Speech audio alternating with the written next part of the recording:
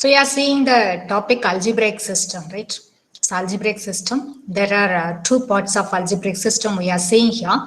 So one is group theory. The second part is ring theory. The first half of the chapter is group theory.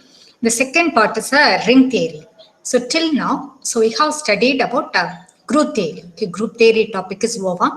So we just recall it, what we had seen in the previous class about group theory. Okay.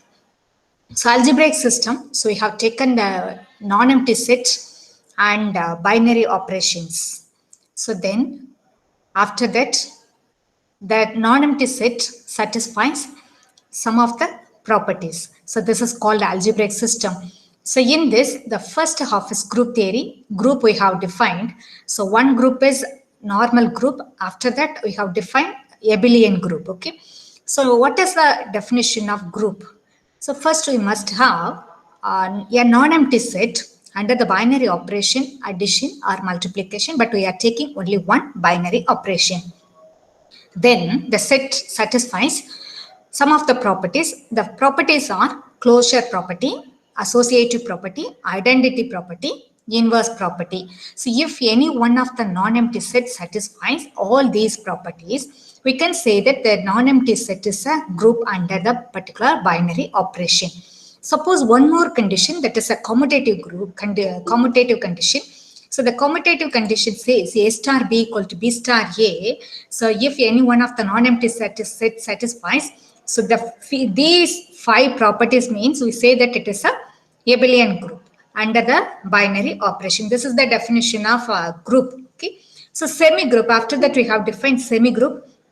Any one of the non-empty set satisfies the first two property, closure and associative, then we can say that it is a semi-group under the binary operation.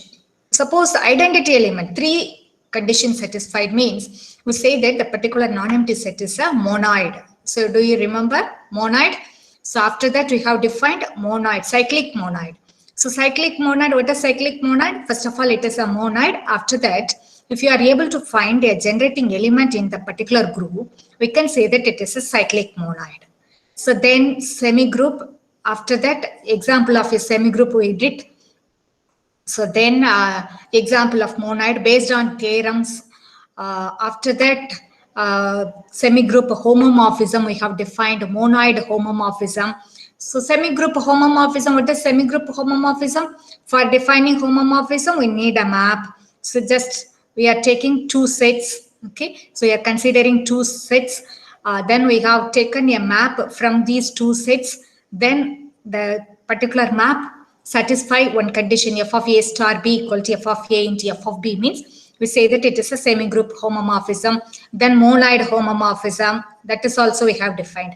So after that we had seen the topic properties of a group. It is also important, right? Properties of a group.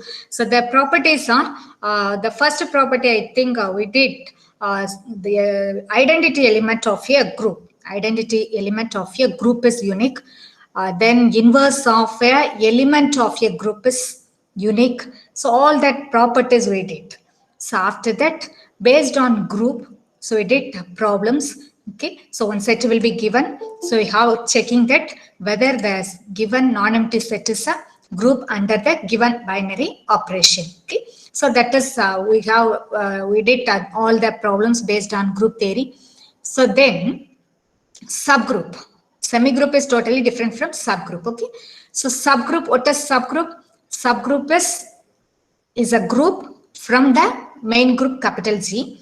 So when do we say that it is a subgroup? So it is also satisfies the three properties.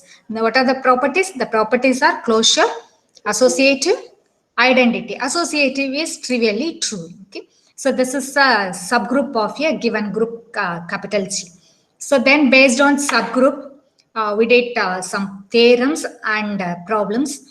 The theorem, important theorem is suppose two subgroups are given. Intersection of the two subgroups, again it is a subgroup. So that is we have proved H1 intersection H2 is a subgroup, and also H1 union H2. H1 union H2 is not a subgroup. That is also we have proved. Okay. So after that, cosets. So we have defined cosets. Coset meaning is common set. There are two cosets. One is left coset, another one is right coset. So for this calculation of coset, so one set will be given. So again, one subgroup will be given. So for the subgroup, we are calculating the left cosets and right cosets. Okay. So that is also we did problems. There also we did problems based on cosets. So based on cosets, we have defined some theorems. Okay, so we have proved the theorems. So based on the theorem, we have proved one named theorem. That named theorem is called Lagrange's theorem. Lagrange's theorem, state and prove Lagrange's theorem. So G is a group, H is a subgroup. Then order of H defines order of G. We have proved like that. So after that, normal subgroup. Normal subgroup. Subgroup is we know. In this normal subgroup, so just we are taking one subgroup. For the subgroup, we are satisfies one more condition. That condition is the X inverse belongs to capital H, means we say that it is a normal subgroup. Okay. So based on that, again, kernel F is a subgroup we have proved already. Kernel F is a normal subgroup also. Kernel F we have proved it is a normal subgroup. There are two normal subgroups are there, means intersection of the two normal subgroup is again normal subgroup. This also we have proved. So after that, based on all this, so we have proved fundamental theorem on homomorphism. Fundamental theorem of homomorphism. Quotient group is isomorphic to another group. G over K is isomorphic to G dash. So we have proved like this. Okay. So this is also important theorem, fundamental theorem on homomorphism. There are two named theorem in the group theory chapter. So one is Lagrange's theorem, another one is fundamental theorem on homomorphism. So till this group theory part is over. Okay. So in the algebraic system, group theory and another part is ring theory. So the group theory part is over. Okay. So I think you all understood the concept of group theory. So already a few definitions you have studied in discrete maths also. So then again, you remember, okay, just to recall it, all basics of group theory. Okay, so let us see the topic now, ring theory. So ring theory. So the first one we have defined a group theory. Group theory is a non-empty set. Okay, so non-empty set, only one binary operation we have taken. Okay, non-empty set and only one binary operation. But in ring theory, here also we are taking one non-empty set. Okay, one non-empty set. So just the extension of group only. Ring is actually just the extension of group. So extension of group means, first of all, this non-empty set is a group. First of all, this non-empty set is a group. So after that, we are taking one more binary operation. Okay. So two binary operation. We are considering here two binary operation here. Okay. So again, it satisfies few more conditions, including group conditions, that 4-5 conditions. It must be a abelian group. So the 4-5 conditions must be satisfied. So after that, a few more conditions from another second binary operations. So here we are considering two binary operations. The binary operations are addition and multiplication. Okay. So in ring, so we are taking a non-empty set and also we are taking two binary operation. The two binary operations are addition and multiplication. Okay. So after that, it satisfies some of the properties. So the properties are, first of all, addition case means, so the 5 properties: closure, associative, identity, inverse, abelian. Okay. So this group, okay. So group under addition. First of all, this is group under addition. So after that, few more conditions. Few more condition means multiplication. Just to take the second binary operation. In multiplication also, we must have a unique identity. We must have a unique identity of the particular group. That is also one condition. So then if you are able to find inverse, multiplicative inverse, okay, additive inverse we know. Additive inverse we can calculate it from the group. Okay. So multiplicative inverse. So if you are able to find a multiplicative inverse, so then distributive property. Okay. So if the non-empty set satisfied all these properties, then I can say that it is a ring under addition and multiplication. Okay. So ring we are denoting capital R. Capital R is a ring. Capital G we have defined it as a group. Okay. So capital R is a ring. So you are taking the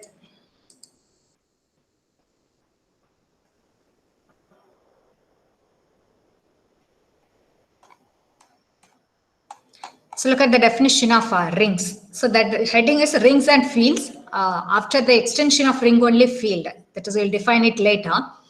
Define a ring. Okay. So a non-empty set, capital R. A non-empty set, capital R, with two binary operations denoted by addition and multiplication. So here we are denoting the multiplication is just a dot, okay? So plus and dot called addition and multiplication is called a ring if the following axioms are satisfied. The following properties are satisfied, axioms are satisfied. So see here the first one, R plus is an abelian group with 0 as identity, okay? So R plus R, capital R is an abelian group under addition. First condition is R is a group under, R is an abelian group under addition. The second one is R comma dot is a semi-group. Okay. So capital R is a semi-group under multiplication. Semi-group we know, right? Semi-group means closure and associative property holds. Okay. So that is here. See here, we have written here associative property alone. A for A comma B belongs to R. A dot B dot C equal to A dot B dot C. Okay, this is associative property holds. Third one is distributive property. So distributive, see here, A dot B plus C equal to A dot B plus A dot C. So here we are following two binary operations. Therefore, we can take the distributive property. Okay, so A dot B plus C equal to A dot B plus A dot C. So these three axioms, if the three axioms holds, we can say that capital R is a ring under addition and multiplication. Okay. So what is the definition of R? Say a non-empty set capital R. Okay, a non-empty set capital R is said to be a ring under addition and multiplication.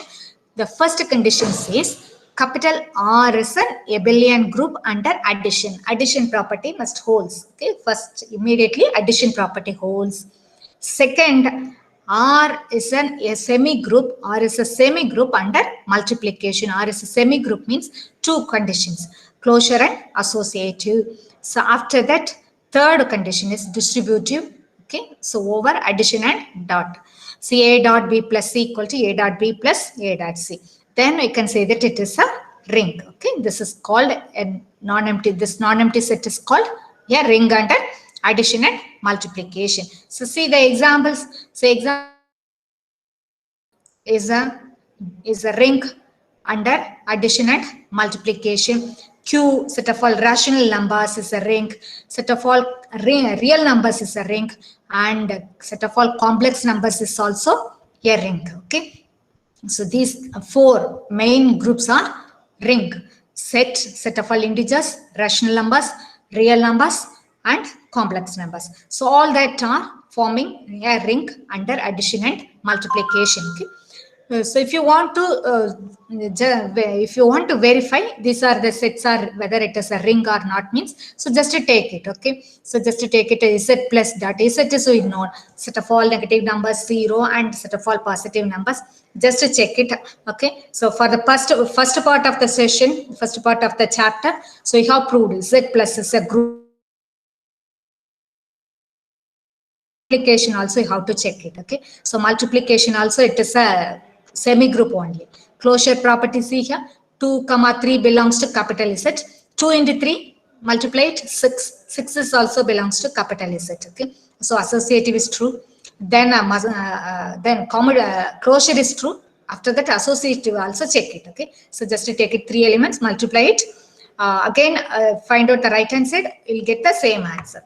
Therefore definitely Z is a semi-group under multiplication, and also distributive also satisfied in Z plus dot. Okay, so then check it easily. We can prove that Z plus dot is a ring. Okay, so now see here again the second example. If R comma plus comma dot is a ring, then the singleton set 0 contain R is itself a ring called the null ring. Okay, so R plus dot, set of all real number is a ring.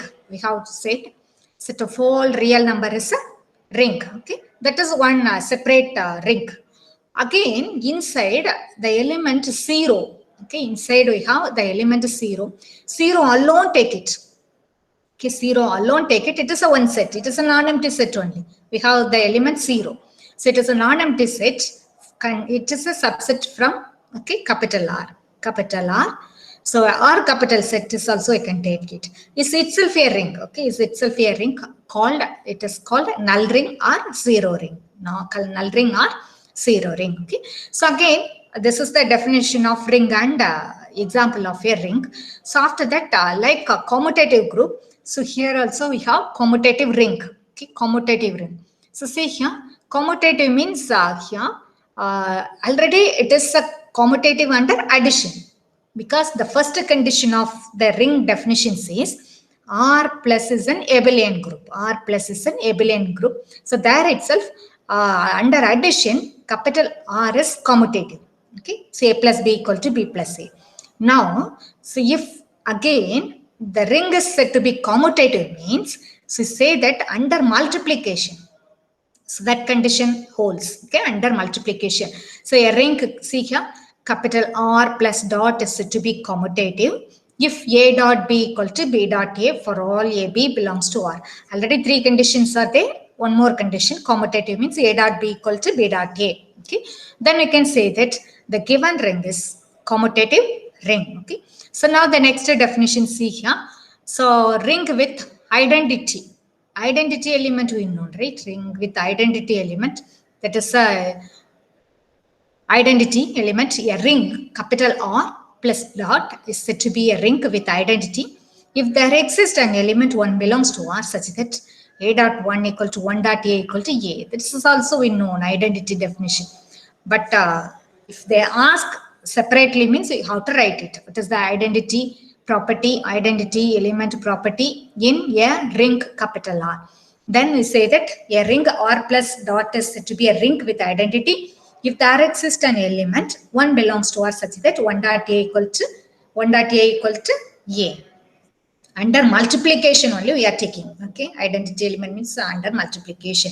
So note that here, the multiplicative identity, one is called the unit element. That is also we know. Another name of identity element is unit element, right? Or identity element of capital R. So see here, always, just to check that, in a ring means multiplicative identity is always 1. Multiplicative identity is always 1, okay? Addition means that sometimes this will be different. Mostly 0 is the additive inverse, right? Additive identity, 0 is the additive identity. Sometimes it may change, I think. Okay. So here, multiplicative identity in ring means we say that it is 1. Okay. So here also properties we have. Okay. So in group we have defined a few properties, right? I think 6 properties we did. So here one property, the property is here also identity element is there means it must be a unique identity element. There is only one identity element in capital R. There also I have proved, okay. So only one identity element in capital G, okay. So suppose there are 2 identity elements, then it must be equal. This way we have proved, okay. Identity element is unique, okay. So here also the property is says in a ring with identity, unit element is unique, okay. So here also we are going to prove the statement is in the form, suppose there are 2 identity elements, okay. Suppose there are 2 identity elements in a ring capital R means it is a unique, it is equal, we are proving now that 2 are same only, okay. So just to take it, suppose 1 and 1 dash, and 1 is a multiplicative inverse, okay, that is we know. So we are not taking here in general E is the identity element, E dash is another identity element. No need to take like that. There we don't know about the identity element, but in multiplicative in a ring, so you can say that 1 is the identity element. Definitely we can say that. So therefore, suppose 1 and 1 dash are unit elements in capital R, then we are going to prove now 1 equal to 1 dash. 1 equal to 1 dash. So suppose elements. So suppose 1 dash is the unit element means multiplying 1 dash with any element, okay. Multiplying 1 dash with any element, we are getting the same element. That is the concept of identity element. So now we are considering 1 dash is the identity element. Here I wrote treating 1 dash as unit element, okay. So 1 dash is the unit element means 1 into 1 dash is equal to, we reach the same answer 1, okay. So suppose 1 is the identity element, means 1 multiplying 1 with any element, we get the same element, okay, 1 dash. So combining these two, 1 equal to 1 dash, therefore if suppose two identity elements are there in capital R, means it is same only, 1 equal to 1 dash. So identity is unique in capital R also, identity element is unique in capital R, okay. So based on theorem, so see the theorem, it is a very simple theorem, okay. So see here, let capital R plus dot, okay, taking two operations, R plus dot be a ring, then for A comma B belongs to capital R, the 5 questions, we have 5 questions, are 6 questions are there. So first question is A into 0 equal to 0 dot A equal to 0. That is known, right? So multiplying any element with 0, we reach the answer is 0. The concept is easily we know, right? So always we are using from childhood. Okay. So A dot 0 equal to 0 dot A equal to 0, but we are going to prove. Okay. So just to see here, how will we prove 0 dot A equal to 0, A dot 0 equal to 0. The second answer, second question is A dot minus B equal to minus A into B equal to minus of A into B. This is also you all understood, you all well known, right? Minus into multiplying that element is again we are reaching minus, okay. So then the third is see here, minus A into minus B, minus, immediately you say that minus into minus is plus, then we can write the answer A into B, but we are proving, okay. So based on by using ring theory. Then A dot B minus C, A dot B minus A dot C. After that, if capital R has unit element 1, then we are writing this answer. So then sixth one is minus 1 dot minus 1 is 1. This is also you know. Okay. So see the first proof of the first question is A dot 0 equal to 0 dot A. How we prove? See here. If A belongs to R, it is given. Okay. Take it A belongs to capital R. Then so take the left side. Okay. A dot 0. Take the left side. We are going to prove it is equal to 0. A dot 0. We are rewriting this equation. See here. A dot 0 plus 0. 0 can be written as 0 plus 0. By distributive property, I am multiplying. Okay, so see here, the distributive property A dot 0 plus A dot 0. Okay, so after that, in the left hand side, okay, so you are taking 1 0, A dot 0 plus 0 equal to A dot 0 plus A dot 0. Then by this is actually by additive identity. So and also by using left cancellation law. So you're taking 0 equal to A dot 0. Very simple proof only. Okay, very simple concept. But in ring, based on by using the property, how we prove it. Okay. Then similarly, the second part also. 0 dot A equal to 0 plus 0 A dot A, again 0 dot A, 0 dot A. So based on that 0 dot A equal to 0 using cancellation law. Okay. So again the second part is since A dot 0 is 0 here, that is from the previous one. Okay. So you are taking that A dot B plus minus B. This 0, just we are putting B plus minus B equal to 0 for any B belongs to R. B plus A dot minus B equal to 0. So A dot minus B, keep it in the left hand side. So A dot B is, so you are writing in the right side. So this is equal to, this can be written as minus of A dot B. Okay. So you have proved. Okay. So A dot minus B is minus of A dot B. Actually minus of A dot B equal to A dot minus B. So similarly, take it 0 dot B is equal to 0. Both way, we are proving that in two ways. Minus A dot B, it is 0 plus A dot B equal to 0. Okay, so A dot minus B equal to minus A dot B equal to minus A dot B. Okay, so this is also 0. Now the third question, see here, given from the second part, from the second, we have taken A dot minus B equal to minus A dot B. So here, replacing A by minus A, minus A minus B. Okay, so this is equal to minus of minus A dot. Okay, so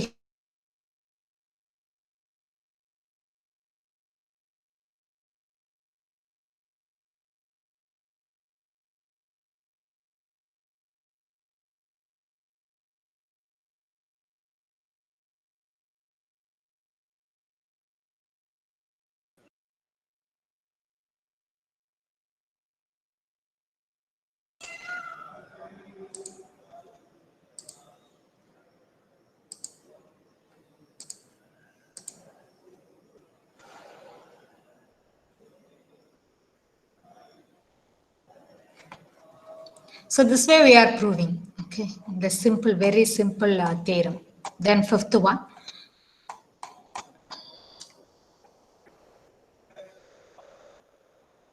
Let the ring capital R have identity 1 since minus A dot B equal to minus of A dot B. Okay. So for all A comma B belongs to capital R.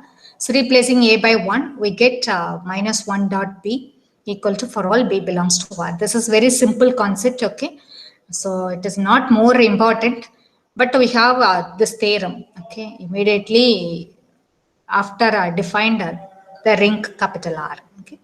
So again, the last one, replacing A by minus 1 by using the previous theorem, So you are proving each and every statement. Okay. So just you go through it. Okay. Easily you can understand this one.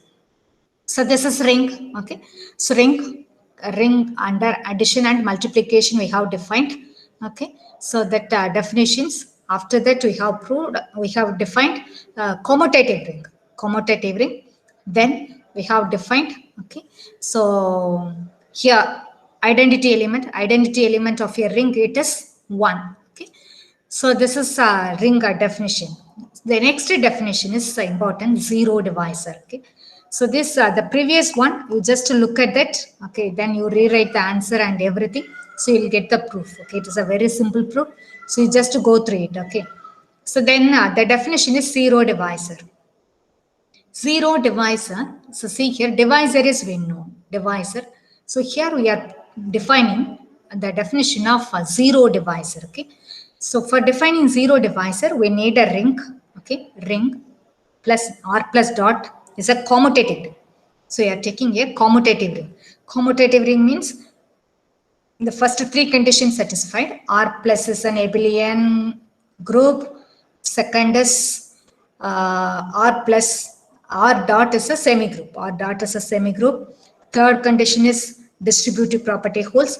So again, the fourth commutative ring means A dot B equal to B dot A. Okay. So you are taking that R dot is a commutative ring. Capital R is a commutative ring. So taking two elements, okay, from capital R, just to take it two non-zero elements, okay. Non-zero elements A and B. Two non-zero elements from capital R. Then, so if you are finding, okay, AB value, so you are finding AB value, multiplying this two value equal to 0. Okay, so the concept see here. So AB is equal to 0, but this A, see here, A is not equal to 0, B is not equal to 0.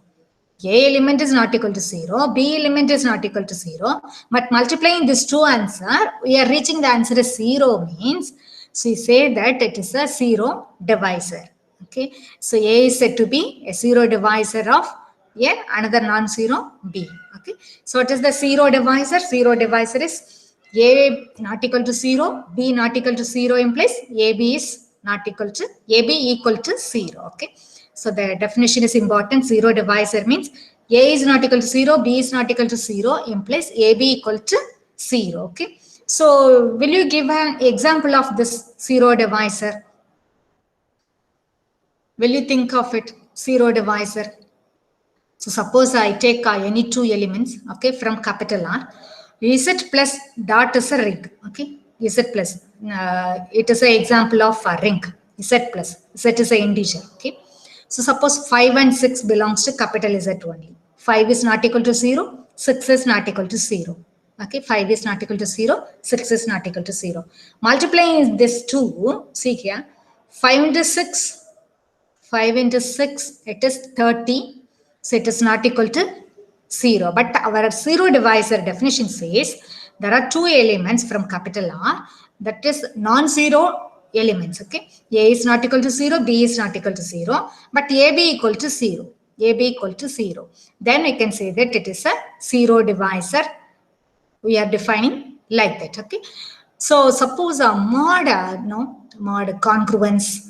So there we can take the example. After that, okay. So here in matrix, okay, in matrix we are having one example. So let us see the example of zero divisor. So see here, zero divisor is also known as divisor of zero, both the same name only. Zero divisor. Frequently we use the word zero divisor. Zero divisor means A and B are not equal to 0 implies AB equal to 0. Okay. So this is zero divisor in capital R. So look at the example now. If capital R, okay, so just taking capital R equal to set of all 2 by 2 matrices A, B, C, D, such that these elements are from capital Z.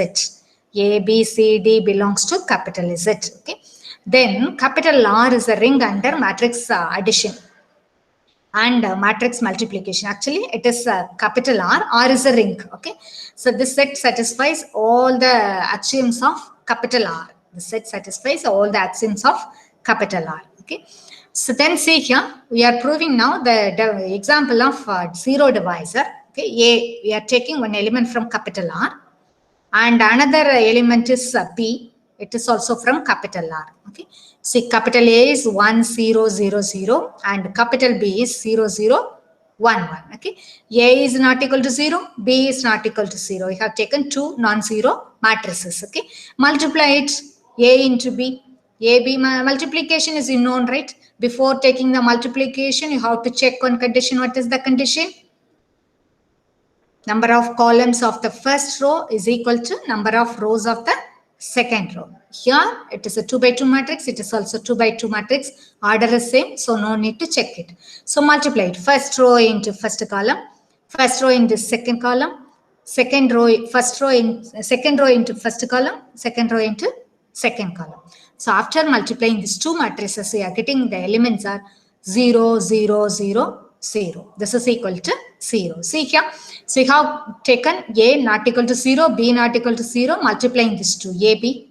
AB is equal to 0. Okay, this is the very good example of zero divisor. See here, A is the left zero divisor and B is the right zero divisor. Okay, so that is name only. A is a left zero divisor and B is a right zero divisor. Okay, so this way we are defining a zero divisor and an example. Okay, so we have defined today what is ring. Okay, what is ring? Ring means it is a non-empty set under the two binary operation addition and multiplication we are taking. So after that, three conditions holds. Okay, first condition is R plus is an abelian group. Second condition is R dot is a semi group. Third condition is distributive property holds. Okay, so then commutative ring. Commutative ring.